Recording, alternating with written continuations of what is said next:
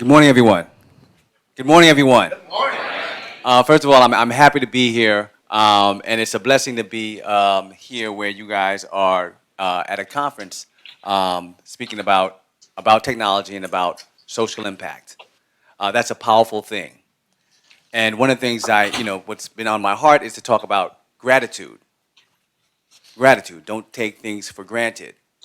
It's a blessing that you guys are in the space of technology to be able to work on some of the world's cities, states, greatest challenges. So thank you for coming here and spending your time doing this. Thank you for the work that you guys do. I'm a New York State Assembly member, and we have to work on a lot of these, on these kinds of issues. And it's very important to make sure that people outside of government are working on these matters because we can't do it alone, and government is not always the most innovative.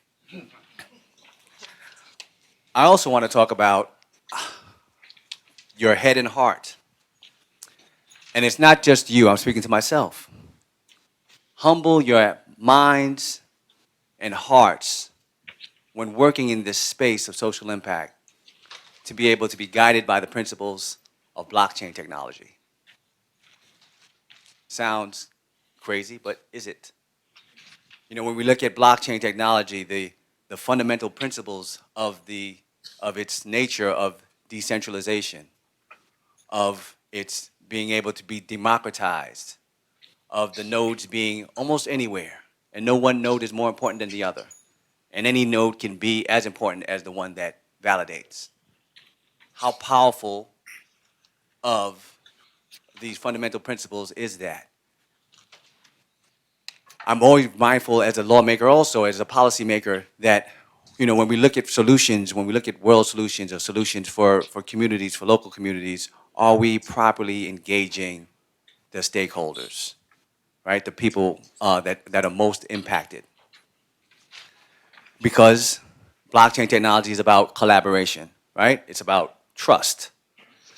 So how do we make sure that we use this, this technology properly, and how do we make sure that we implement it properly? Another very important issue and impact that you guys are having with respect to blockchain technology is that we are in within these four walls on the sixth floor of this building, within this building in New York, but the world out there, most of the world out there, have no idea what blockchain technology is. And unfortunately, the ones that do, many have a nefarious idea of what it is. So it's great that, don't take for granted what you're doing and the work that you're doing of social impact using this technology to be able to address some of the biggest challenges in the world. When you look at the purpose of government, under our Constitution, we are to form a more perfect union, to establish justice, to ensure domestic tranquility, to provide for the common defense, to promote the general welfare, to secure the blessings of liberty. Can technologies close this gap? I'm going to speak about some of the things how it's possible, and many of you are working in this space.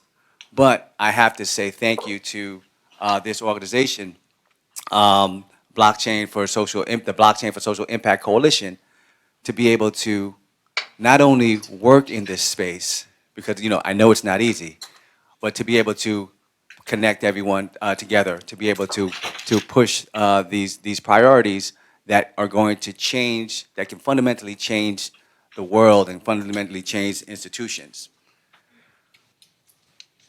Oftentimes, and I sit down and I listen to a lot of the work that you're doing, and a lot of the work some of the work that's been doing in developing nations, which is very important. But what's interesting is that many of the challenges in those developing nations are also challenges right here in New York State. This is the financial capital of the world, and there are neighborhoods that are underbanked and unbanked right here in New York State. This is the financial capital of the world. We're in New York, and there are people that have no ID, where we cannot provide service to them because we can't figure out how to identify them. Right here in New York, I see there were solutions about voting. Right here in New York, right here in America, right here in New York State, right in the 5 boroughs. In 2016, during a presidential primary, 129 voter records were lost, were expunged, right here in New York. Are there blockchain technology solutions to be able to address this? And if this great work is being done, how could we not be able to connect to figure this stuff out? It's about connecting.